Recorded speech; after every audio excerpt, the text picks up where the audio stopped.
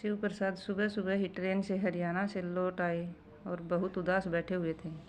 उनकी पत्नी शकुंतला जी उनके पास बैठी उन्हें समझाने का प्रयास कर रही थी। वो उनकी तकलीफ़ अच्छे से समझ रही थी कि बात इतनी भी छोटी नहीं जो भूली जा सकती थी। कब तक चिंता में डूबे रहोगे जयसिंह के पापा? चलो अब कुछ खा पी लो, हमारी किस्मत में अब यही सच है।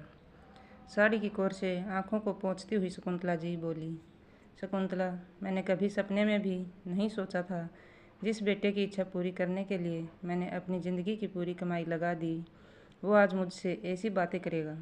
मैंने न सर्दी देखी न धूप, दिन रात पसीना बहाकर खेतों में काम किया ताकि उसके डॉक्टर बनने के सपने को पूरा कर सकूं। उसके सपनों के चक्कर में कभी भी ठीक से मैं सुभाष पर ध्यान न दे सका, और देता भी कैसे, उतना पैसा नहीं था उसे भी डॉक्टर बना सकता। सुभाष ने कभी भी मुझसे कोई फरमाइश नहीं की, वो तो बस बैंक मैनेजर बनकर ही खुश था। आज अगर उसको घर लेने में मैंने थोड़ी सी मदद कर भी दी तो क्या गुनाह कर दिया?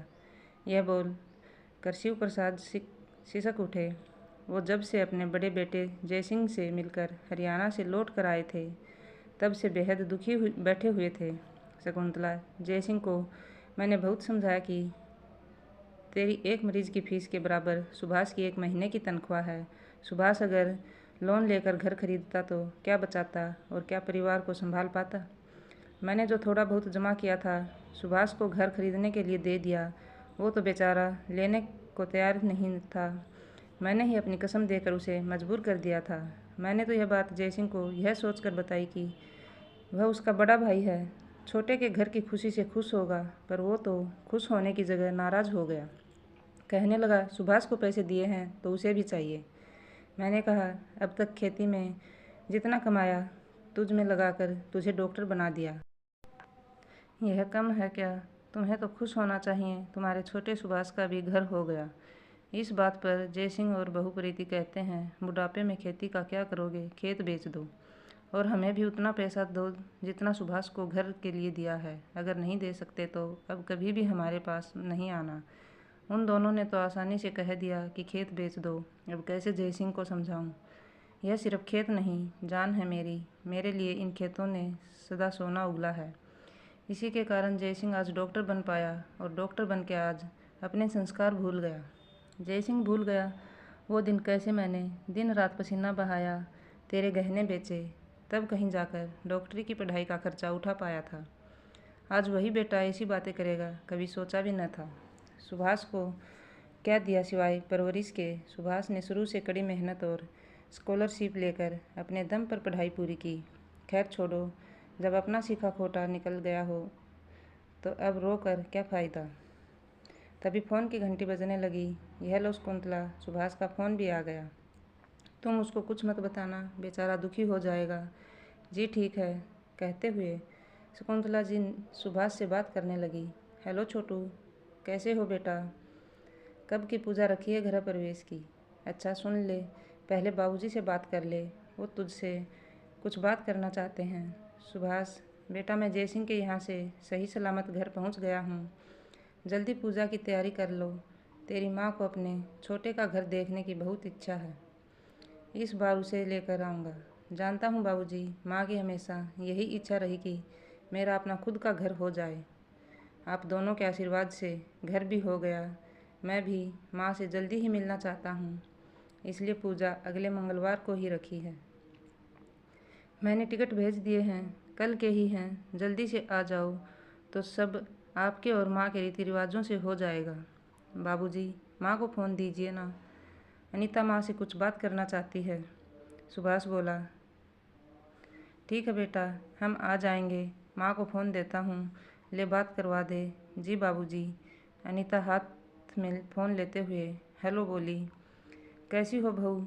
छोटे और तुम ठीक तो हो ना? शकुंतला जी ने फ़ोन लेते हुए सवाल किया। माँ मैं बिल्कुल ठीक हूँ, आप बताओ। हमेशा हंसी खुशी बात करने वाले बाबूजी की आवाज़ आज बुझी बुझी सी क्यों है? सब ठीक तो है? फ़ोन लाउड स्पीकर पर होने से अनीता सारा वार्तालाप सुन रही थी। अरे कुछ नहीं बहू, वो आज ही हरियाणा से लौटे हैं तो थके हुए हैं। उनका कई दिनों से मोनू और आन्या से मिलने का बहुत मन था तो 3 दिन के लिए उनसे मिलने गए थे।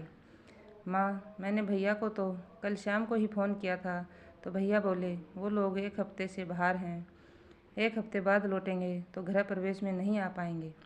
आप बोल रही हो कल ही उनके यहाँ से आए। भैया ने झूठ बोला। माँ, बाबूजी की भैया से कोई बात हो गई है क्या? फ़ोन लाउड स्पीकर पर था इसलिए सुभाष को भी माँ की बात सुनकर अचंभा हुआ तो वह पूछने लगा, तू बदल नहीं सकता ना छोटे, हमेशा जासूसी करने का शौक़ लिए फिरता है। कहा ना सब बढ़िया है। अब फ़ोन रख, तेरे बाबूजी का चाय पीने का मन है। जयसिंह को कोई काम आ गया होगा, तुझे खराब न लगे इसलिए बहाना बना दिया। और क्या कहती शकुंतला जी बेटे से कि तेरा बड़ा भाई तेरे घर को लेकर नाराज़ है। शकुंतला जी ने सुभाष को कहानी बनाकर तो सुना दी पर सुभाष को यह बात हजम नहीं हुई। उसने गांव में रहने वाले अपने दोस्त विवेक को फ़ोन कर दिया। अरे सुभाष, मेरे यार, कैसे याद आ गई? शहर जाकर तो भूल ही गए तुम हमको। अरे कैसी बात करते हो विवेक, मैं तुम्हें कैसे भूल सकता हूँ यार। ज़िंदगी में कितने भी दोस्त मिल जाए पर तेरी जगह कोई नहीं ले सकता। बस ज़्यादा बातें न बना, काम की बात कर। क्या समस्या आ गई है? सच में दोस्त हो तो तेरे जैसा मेरे दिल के हर जज्बात समझ लेता है। विवेक, ज़रा माँ बाबूजी से मिलकर हालचाल पता कर। आज मेरी घर पर बात हुई बाबूजी से, कुछ ठीक न लगा। हाँ भाई ठीक है सुभाष, तू चिंता मत कर, मैं सब पता करता हूँ, विवेक ने कहा। और सुन विवेक, कल तू भी आ जा प्रयागराज माँ बाबूजी को लेकर। मैंने अपना घर खरीदा है, उस उपलक्ष्य में छोटी सी पूजा रखी है। तेरी भी टिकट भेजी है, बाबूजी के फ़ोन में है। इसी बहाने तुझसे मिलना हो जाएगा। सुभाष बोला, हाँ ठीक है, तू चिंता ना कर, मैं आ जाऊँगा, विवेक ने कहा। शिव प्रसाद सुबह उठकर खेतों में टहलने चले गए। अब खेती तो कर नहीं पाते थे, उम्र हो गई थी। कुछ गरीब लड़कों से अपने खेतों में काम करवाते, बदले में 2 वक्त का खाना, रहने के लिए जगह और मेहनताना देते थे। सेवक और बबलू दोनों ही अनाथ और किस्मत के मारे थे। भूखे प्यासे रोजी रोटी की तलाश में दर दर भटक रहे थे। शिव प्रसाद उन्हें साथ ले आए। शिव प्रसाद से मिलने के बाद उनकी ज़िंदगी बदल गई थी। अरे काका आ गए, सेवक बोला। यह देखो, इस बार हमारे खेतों में सोना उगला है। गेहूं की फसल बहुत बढ़िया हुई है। मौसम मेहरबान रहा तो जल्दी ही कटाई शुरू कर देंगे। सच बताऊं काका, जब से अपने हाथों से खेतों में काम करना शुरू किया तब से इस धरती से प्रेम बढ़ गया। सेवक सही कह रहा है काका, अब तो इन खेतों से दूर होने के बारे में सोच भी नहीं सकते। उनकी बातें सुन शिव प्रसाद भावुक हो उठे। सोचने लगे, एक मेरा बेटा है जो इन खेतों से नफरत करता है। यह नहीं सोचता कि आज इन्हीं खेतों की बदौलत वो राजा बना बैठा है। इसी सोच विचार में डूबे थे शिव प्रसाद। चरण स्पर्श चाचा जी, कैसे हो आप? हरियाणा से कब आए? विवेक पैर छूते हुए पूछा। बढ़िया हूँ बेटा, आज ही लौट कर आया हूँ। तुम अपनी बात बता, घर पर सब ठीक है? बच्चे बहू और तुम्हारे पिताजी कैसे हैं? वो ठीक हैं? सब बढ़िया है चाचा जी। सुभाष से बात हुई थी, उसने कहा कि मेरी टिकट भी आपको भेजी है। यही कहने आया था कि कल मैं भी सुभाष के गृह प्रवेश के लिए आपके साथ आ रहा हूँ। यह तो अच्छी बात है बेटा, तुम भी जा रहे हो। तुम एक काम करना, अपनी चाची को साथ ले जाना। मेरी तबीयत थोड़ी ठीक नहीं है, मैं नहीं जा पाऊँगा। क्यों, क्या हुआ चाचा जी? विवेक ने तुरंत उन्हें छू कर देखा। बुखार तो नहीं है चाचा जी, फिर भी चलो दवाखाने, डॉक्टर को दिखा लेते हैं। नहीं, उसकी कोई ज़रूरत नहीं है बेटा, कहकर शिव प्रसाद चुपचाप बैठे रहे।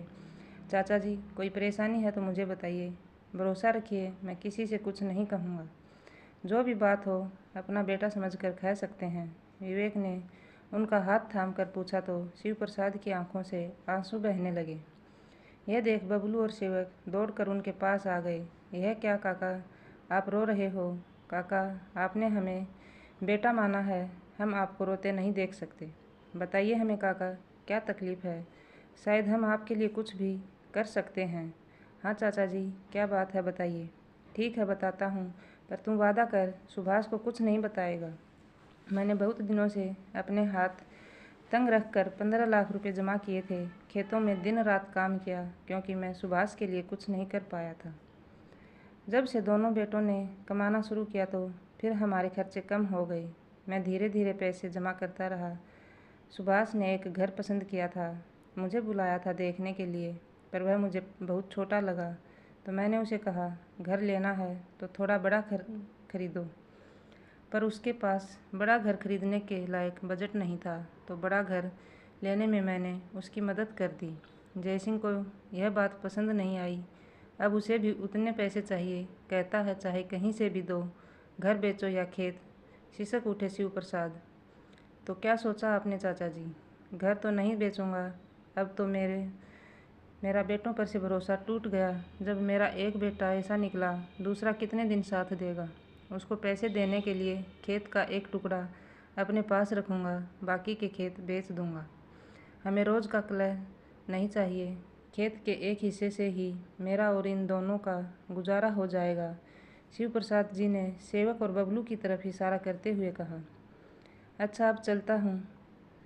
शिव प्रसाद जी घर लौट आए। विवेक ने बबलू और सेवक से कहा, सुनो, मैं कल सुभाष से जाकर इस बारे में बात करता हूँ। तुम लोग चाचा जी का ध्यान रखना। इन खेतों में चाचा जी की जान बसती है। यह खेत चले गए तो वो जी नहीं पाएंगे। उसके लिए मैं उन्हें दिया वादा भी तोड़ सकता हूँ। ठीक है विवेक भैया, अब तो सुभाष भैया ही कुछ कर सकते हैं। दूसरे दिन सुबह ही विवेक और शकुंतला जी सुभाष के यहाँ पहुँच गए। अरे माँ आ गई। आओ विवेक, यह है मेरे सपनों का घर। अरे बाबूजी कहाँ हैं? सुभाष ने बाहर झांक कर देखा। शिव प्रसाद जी को न देख दुखी हो गया। माँ, बाबूजी, उनकी तबीयत थोड़ी नरम थी और गर्मी बहुत ज़्यादा थी, इसलिए नहीं आए। ओह, तो फ़ोन पर बता देती तो पूजन कुछ दिन बाद कर लेते। अच्छा, अब बातें बाद में, पहले आप लोग थोड़ा आराम कर लो। सुभाष और ननीता दोनों पूजा की तैयारियों में जुटे हुए थे। विवेक सुभाष की 5 साल की बेटी के साथ खेलने लगा। सुभाष उसे अकेला देख उसके पास आकर बैठ गया। बेटा जाओ, मम्मा के साथ खेलो। अब बता विवेक, बाबूजी क्यों नहीं आए? सच में बीमार हैं या और कोई बात? विवेक सारी सच्चाई बयां कर देता है। सुभाष को अपने कानों पर विश्वास नहीं हो रहा था। उसका बड़ा भाई ऐसा व्यवहार करेगा। वो चुपचाप उठकर अनीता के पास चला गया। उसे सारी बात कह सुनाता है। क्या बात कर रहे हो आप? बड़े भैया के पास इतना पैसा है और दिल इतना छोटा। प्रीति भाभी उनका दुख क्या समझेगी? मैं रही हूँ माँ बाबूजी के साथ। जब आप नौकरी तलाश रहे थे, मैंने देखा है बाबूजी को दिन रात एक करके मेहनत करते हुए। मौसम खराब होने लगता तो रात रात भर सो नहीं पाते थे। जब मैं कहती आपके दोनों बेटे कमा रहे हैं, फिर भी आप बेकार ही इतनी मेहनत करते हो, तो बाबूजी हमेशा एक ही बात कहते हैं कि इंसान कितना भी बड़ा क्यों न हो जाए, पर हमेशा मिट्टी से जुड़ा रहना चाहिए। यह धरती हमारी माँ है, हमसे कुछ लेती नहीं, पर प्रेम और मेहनत से सींचते रहो तो सोना भी उगलती है और हीरे मोती भी। सुनो सुभाष, एक बात कहूँ, बोलूँ? हाँ कहो। यह घर बेच देते हैं और बड़े भैया को उनका हिस्सा देकर बाबूजी का बोझ हल्का कर देते हैं। गांव कोई ज़्यादा दूर तो है नहीं, हम वहाँ रह लेंगे। माया के लायक अच्छे स्कूल हैं और अब तो बिजली भी आ गई है। मुझे कोई दिक्कत नहीं होगी। सुभाष, घर तो हम फिर भी ले सकते हैं, पर बाबूजी के खेत चले गए तो बाबूजी जी नहीं पाएंगे। हम बाबूजी के दुख का कारण बनकर कैसे खुश रह सकते हैं? हाँ सही कहा अनीता, हम घर वापस चलते हैं। फिर बस रोज़ सुबह आती ही है, 1 घंटे का ही तो सफ़र है। मैं उसी से नौकरी के लिए आ जाया करूँगा। सुभाष और अनीता दोनों ने फैसला कर लिया। उसमें माँ और विवेक को शामिल कर लिया। बड़े भाई के पास जाकर उसने लिखित पेपर साइन करा लिए। वह अपना घर उनके नाम कर रहा है। बदले में गांव की संपत्ति से वो अपना हक छोड़ दें। जयसिंह को फिर भी शर्म नहीं आएगी।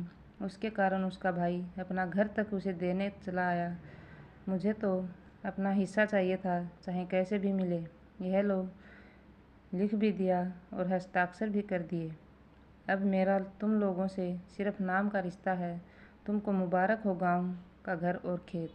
अब जाओ यहाँ से। सुभाष सबको साथ लेकर अपने गांव में लौट आया। शिव प्रसाद जी सो रहे थे। गाड़ियों की आवाज़ सुनकर बाहर निकल आए। सुभाष, यह सब क्या है? तू यहाँ यह सामान कोई बताएगा? यह सब क्या है? चरण स्पर्श बाबूजी। अनीता ने झुककर पैर छुए और कहा, हम अपने घर ही तो आए हैं बाबूजी। अब हमेशा आपके साथ और आपके पास रहेंगे। और वहाँ कौन रहेगा? वो बड़े भैया को दे दिया बाबूजी। हमारे लिए आपकी खुशियाँ पहले हैं। हम जानते हैं ये खेत नहीं, आपके दिल का टुकड़ा है बाबूजी। अब आप निश्चित हो जाएं, भैया कभी भी इस घर और इन खेतों में हिस्सा लेने नहीं आएंगे। शिव प्रसाद जी की आंखों से खुशी के आंसू बहने लगे। मेरे बच्चे, इतना बड़ा त्याग। शकुंतला जी कहने लगी, मैं हमेशा से ही जानती थी सुभाष में आपके गुण भरे हुए हैं। वो किसी को दुखी नहीं देख सकता। हम बहुत भाग्यशाली हैं जो हमें अनीता जैसी बहू मिली। थैंक यू माँ। तो फिर इस बात पर मीठा हो जाए। अनीता दौड़कर मिठाई ले आई। उसके साथ ही शिव प्रसाद जी के चेहरे की रौनक लौट आई थी। शिव प्रसाद जी की खुशियाँ लौट आई थी। बबलू और सेवक भी बहुत खुश नजर आ रहे थे। और क्यों न हों, उनके अन्नदाता की खेतों से उनका भरण पोषण हो रहा था। विवेक, यहाँ आ। शिव प्रसाद ने आवाज़ लगाई। जी चाचा जी। विवेक ने पास आते हुए पूछा, एक बात बता, तूने मुझसे वादा किया था कि तू सुभाष को कुछ नहीं कहेगा, फिर उसके पास जाकर मुझसे क्या अपना वादा तोड़ दिया? बता क्यों किया ऐसा? शिव प्रसाद जी ने कान पकड़ते हुए कहा, बताता हूँ, पहले आप कान छोड़िए चाचा जी। शिव प्रसाद जी ने कान छोड़ दिया। विवेक मुस्कुराते हुए अपना कान सहलाने लगा।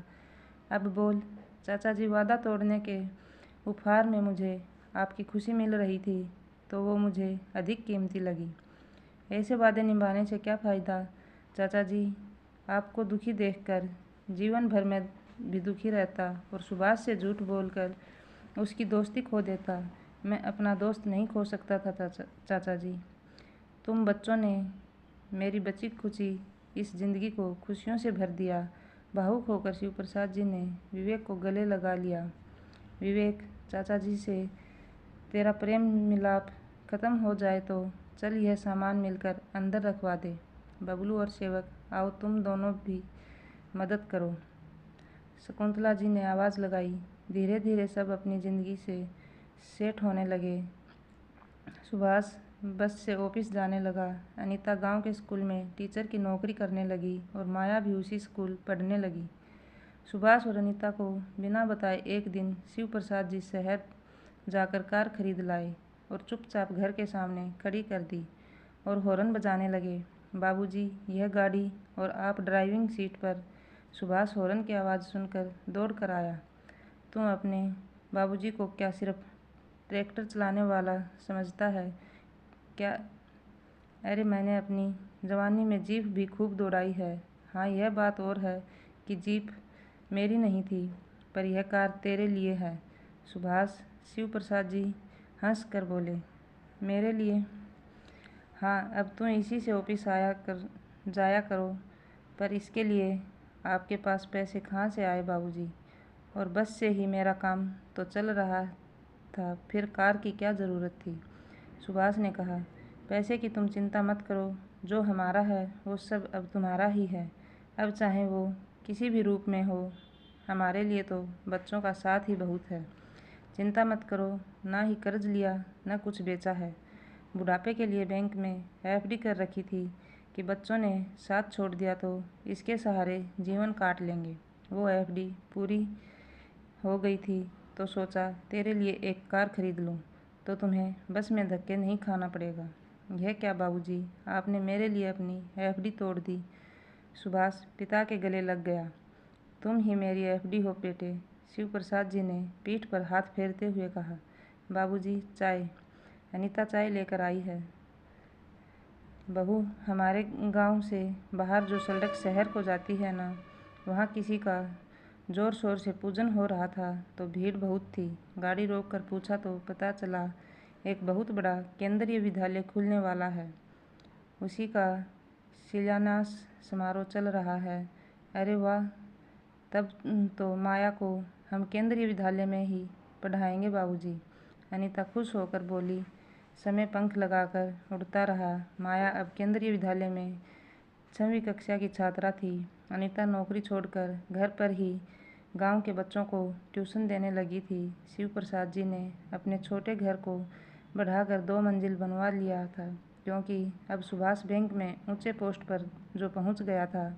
इधर जयसिंह पिता के दिए संस्कार भूलकर मरीजों से मनमानी फीस वसूल कर अपनी प्रॉपर्टी बढ़ा रहा था। जो घर सुभाष ने अपने लिए खरीदा था वो बेचकर हरियाणा में अपना खुद का हॉस्पिटल खोल लिया था।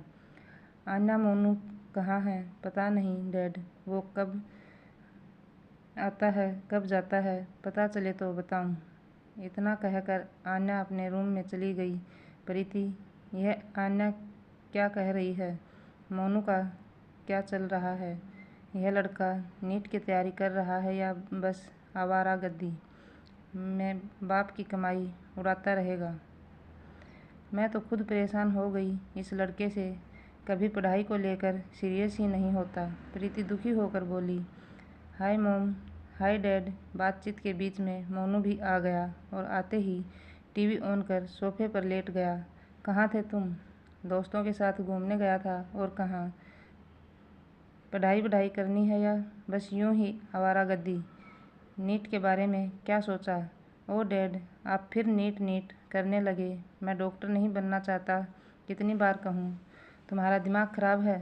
डॉक्टर नहीं बनोगे तो फिर क्या बनोगे?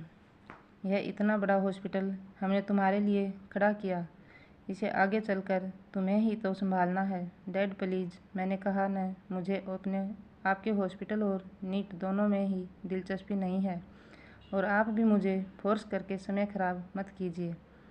मुझे शांति से वो देखने दीजिए। मोनू चिल्ला कर बोला। मोनू, ये क्या तरीका है अपने डैड से बात करने का? प्रीति गुस्सा होते हुए बोली। मोम, अब आप भी शुरू हो जाओ। मैं आप दोनों से ही कह चुका हूँ कि मुझे डॉक्टर नहीं बनना, मतलब नहीं बनना। प्रीति के अत्यधिक लाड प्यार का नतीजा ही था कि मोनू पूरी तरह बिगड़ चुका था। सुनो, किस लहजे में बात कर रहे हैं साहबजादे? प्रीति, मैं इसलिए तुम्हें टोकता था, इसे इतना अधिक प्यार मत करो, बिगड़ जाएगा। जयसिंह गुस्से से लाल हो रहा था। सब मेरी ही गलती है क्या? अरे तुम गांव के गंवार लोगों ने शहरों का कल्चर देखा कहाँ है? बच्चे इसी उम्र में मस्ती नहीं करेंगे तो बुढ़ापे में करेंगे। उसे डॉक्टर कैसे बनाना है यह मैं देख लूँगी, प्रीति ताना मारते हुए बोली। प्रीति और जयसिंह दोनों डॉक्टर थे। समय की कमी होने के कारण दोनों बच्चों को समय कम दे पाते थे और उस प्यार की कमी अपने पैसों से पूरी करते रहे। आन्या तो मेडिकल की पढ़ाई करने लगी, पर मोनू उनकी एक नहीं सुनता था। आज बाबूजी की एक बात याद आ रही है। वो अक्सर कहते थे कि इंसान जैसा बीज बोएगा उसे वैसी फसल मिलेगी। मैं भी तो तुम्हारे बताए रास्ते पर चलकर आज रिश्तों से दूर एक अनाथ जैसी ज़िंदगी जी रहा हूँ। काश बाबूजी के बताए रास्ते पर चला होता तो यूँ बेटे को बर्बाद होते न देखता। जब मैं ही ज़िंदगी की कसौटी पर खरा नहीं उतरा तो मोनू से क्या उम्मीद करूं? जयसिंह मायूस होकर अपने कमरे की ओर चला गया। आज उसे घर की बहुत याद आ रही थी। इधर माया क्लास में अव्वल आकर हर साल माता पिता का नाम रोशन कर रही थी, और क्यों न करे, आखिर उसमें संस्कार अनीता के थे और जीवन का सच्चा ज्ञान देने वाले दादा दादी जी साथ थे। सुभाष पैसों में कम होते हुए भी रिश्तों का धनी था। वहीं जयसिंह प्रीति और मोनू की बेरुखी सहन करते हुए अकेलेपन से जूझ रहा था। कभी कभी जयसिंह सोचता है कि उसने अपने जीवन में कितनी बड़ी गलती कर दी जो मैं अपने बाबूजी के बताए रास्ते पर नहीं चला, और ये सब सोचकर उसकी आंख भर जाती है।